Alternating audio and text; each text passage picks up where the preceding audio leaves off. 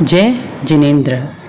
मारवाड़ आंचल प्रस्तुत करता है इस नवरात्रि में माँ दुर्गा के 9 स्वरूपों की कथा। आज मैं सलोनी रांका नवरात्रि का छठे दिन माँ कात्यायनी की कथा सुनाने वाली हूँ। माँ दुर्गा के छठे स्वरूप का नाम है कात्यायनी। उस दिन साधक का मन आज्ञा चक्र में स्थित होता है।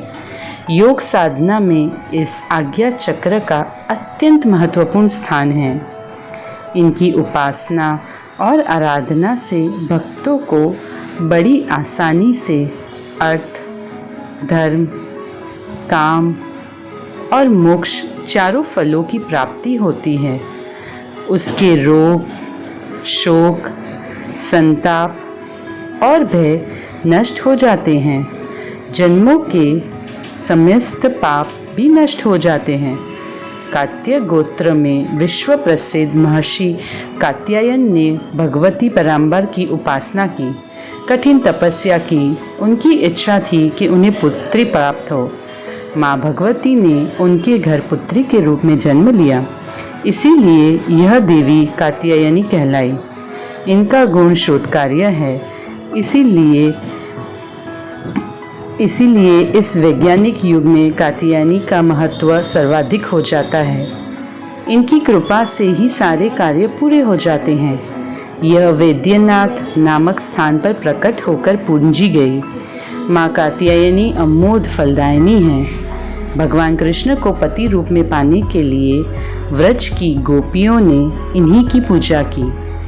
यह पूजा कालिंदी यमुना के तट पर की गई, इसीलिए यह ब्रजमंडल की अधिशाली देवी के रूप में प्रतिष्ठित हैं। इनका स्वरूप अत्यंत भव्य और दिव्य है। यह स्वर्ण के समान चमकीली है और भारस्व है।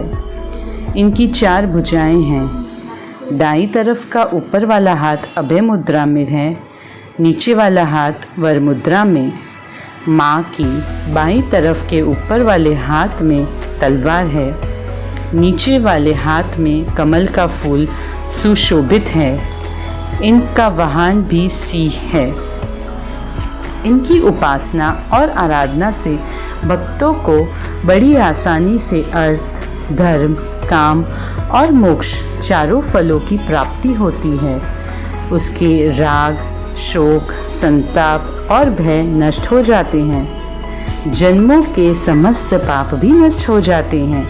इसीलिए कहा जाता है कि इस देवी की उपासना करने से परम पद की प्राप्ति होती है। अगर माँ की कथा सुनाने में कोई गलती हुई हो तो क्षमा करें। नवरात्रि के 9 दिवस 9 माताओं के अवतारों की कथा सुनने के लिए मारवाड़ आंचल के पेज को लाइक करें और YouTube चैनल को सब्सक्राइब ज़रूर करें। जय माता दी। धन्यवाद।